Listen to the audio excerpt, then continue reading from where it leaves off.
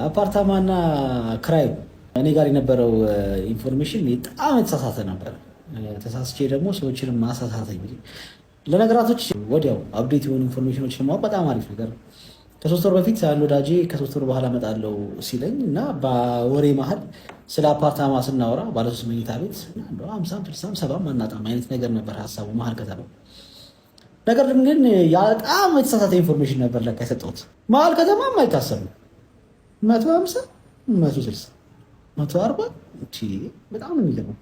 እንደገና ደግሞ ወደዛ ደግሞ በጣም ጉለሌ ላይ እንኳን 80 90 ዋው የገረመኝ ምንድነው እውነት የሚጠሩትን ሂሳብ አፎርድ አድርጎ ሰው ገብቶ ይኖራል ወይ የመጀመሪያ ጥያቄ። ምክንያቱም ለአፓርታማ 140 እና 130 አካባቢ ከወጣ እውነት ግን ገበያው ውስጥ እየተመዛዘነ ነው ወይ ይሄድ ያለው?